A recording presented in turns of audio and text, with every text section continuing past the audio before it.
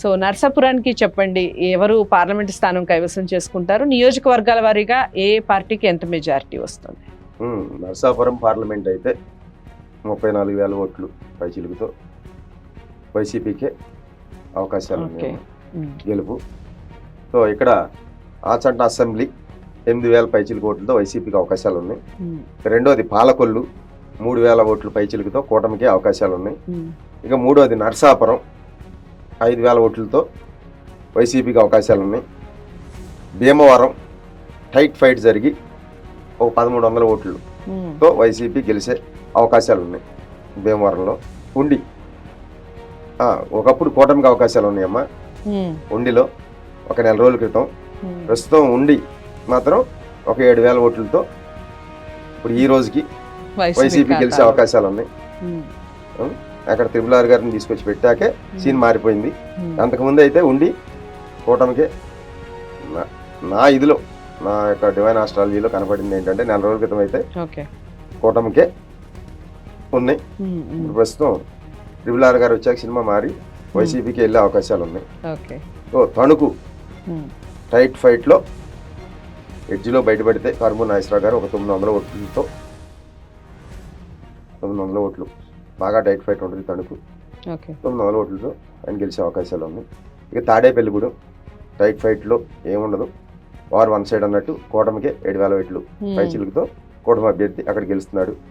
ఇక నరసాపురం పార్లమెంట్లో 5 కూటమి, 5 వైసీపీ, 2 కూటమికి ఇవ్వడం జరిగింది.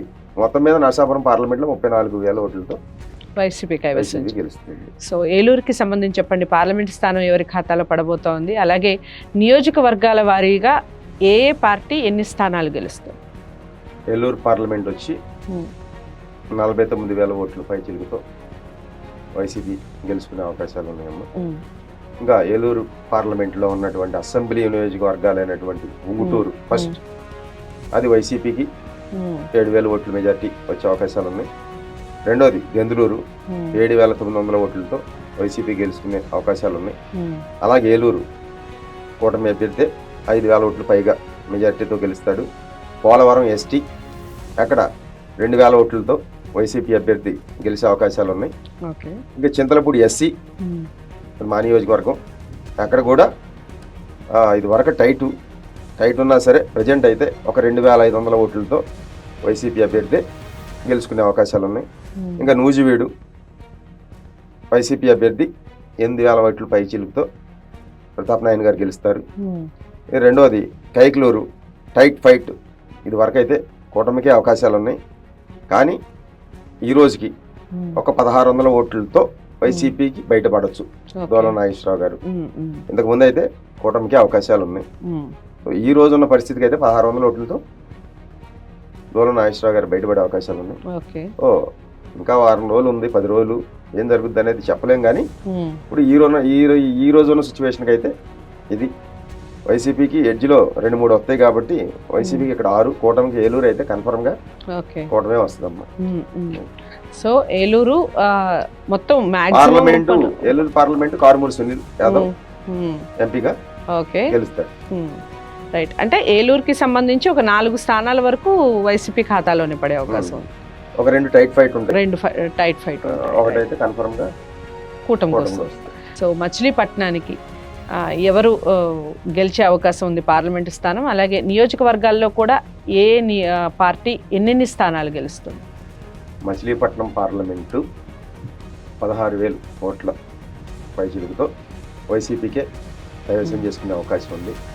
ఇక్కడ పార్లమెంట్లో ఉన్నటువంటి ఫస్ట్ గన్నవరం, ఇక్కడ పలవనేని వంశీ 1,500 ఓట్లతో వైసీపీకి గెలిచే అవకాశాలు పుష్కలంగా ఉన్నాయి. రెండోది గుడివాడ కొడాలి నాని వైసీపీ అభ్యర్థి 5,500 ఓట్ల పైచిలుకు నాని గారు గెలుస్తారమ్మా. ఇక పెడన టైట్ గా జరిగిన ఒక 4 రోజుల క్రితం అయితే కూటమికే ఉంది, ప్రజెంట్ అది వైసీపీకి మారి 2,100 ఓట్లతో వైసీపీ గెలిచే అవకాశాలు ఉంది. ఇక నాలుగోది మచిలీపట్నం వైసీపీ అభ్యర్థి పేర్ని నాని గారు అబ్బాయి 4,200 ఓట్లు ఈ రోజుకి గెలుస్తారు. సో అవనిగడ్డ అది 4,000 ఓట్ల పైచిలతో కూటమి గెలుస్తుందమ్మా. పామర్రు ఒకప్పుడైతే కూటమికి ఉంది ఒక నెల రోజుల క్రితం. ప్రజెంట్ అయితే పామర్ ఎస్సీ కాన్స్టిట్యున్సీ ఇక్కడ 2,600 ఓట్లతో ఐలా అనిల్ కుమార్ గెలిచే అవకాశాలు ఉన్నాయి. ఇంకా పెనమలూరు వైసీపీకి 5,000 ఓట్ల మెజారిటీతో గెలిచే అవకాశాలు ఉన్నాయి. మచిలీపట్నంలో టోటల్గా టైట్ ఫైట్లు జరిగి 1,000, 1,500, 2,000తో ఇలా పడతా ఒక 6 వైసీపీకి వచ్చే అవకాశాలు ఉన్నాయి. కూటమికి 1. ఇది వరకు అయితే 2 ఉన్నాయి, ప్రజెంట్ అయితే 1 కనపడుతుంది. మొత్తం మీద 16,000 ఓట్ల మెజారిటీతో మచిలీపట్నం. సో 7 అసెంబ్లీ స్థానాలకి కేవలం 1 మాత్రమే కూటమి గెలిచే అవకాశం. అన్ని ఎడ్జ్లో 1,000, 1,500 జరిగే అవకాశాలు ఉన్నాయమ్మా. సరే ఏం జరుగుద్ది అనేది రేపు ఇంకా 10 రోజుల తర్వాత తెలుస్తుంది. ఆ 1000 ఇటు అవుద్దా అటు అవుద్దా అనేది కొంచెం టైట్ గా ఉన్నప్పుడు.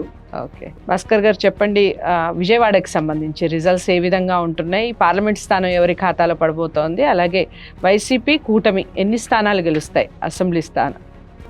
విజయవాడ పార్లమెంటు కేశినేని నాని గారు 27,000 ఓట్లు మెజార్టీతో వాళ్ళ తమ్ముడి మీద గెలుస్తారన్నమాట.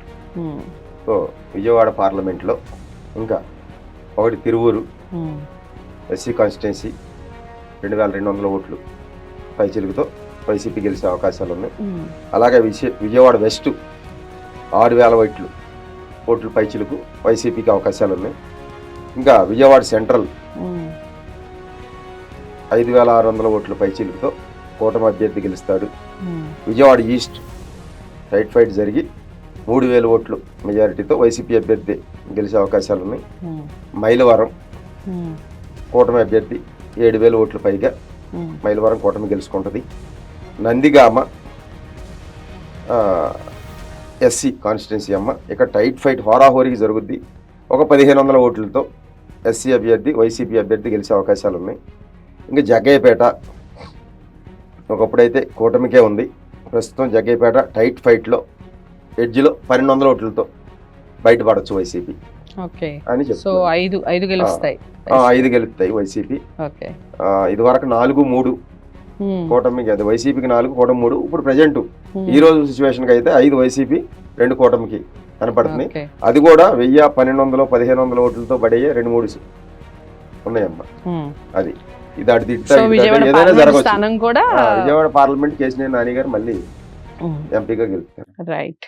సో అదండి, విజయవాడ కూడా ఫ్యాన్ గాలి ఎక్కువగా వీస్తోంది. 5 స్థానాలు అసెంబ్లీ స్థానాలు రావడం అంటే మామూలు విషయం కాదు, చాలా మంచి మెజారిటీ వచ్చినట్టే. అలాగే పార్లమెంటు స్థానం కూడా వైసీపీ ఖాతాలోనే పడింది. సో ఎంతవరకు కరెక్ట్, మీరు ఎంతవరకు ఏకీభవిస్తున్నారు ఈ విషయంతో తప్పకుండా కామెంట్ బాక్స్లో తెలియచేస్తూ, ఇక తదుపరి వీడియో మీ అందరికీ చేరువ అవ్వాలి అని కోరుకుంటున్నాను. ఈ వీడియోని అందరూ లైక్ చేసి షేర్ చేయండి, ఛానల్ని సబ్స్క్రైబ్ చేసుకోండి. నమస్తే.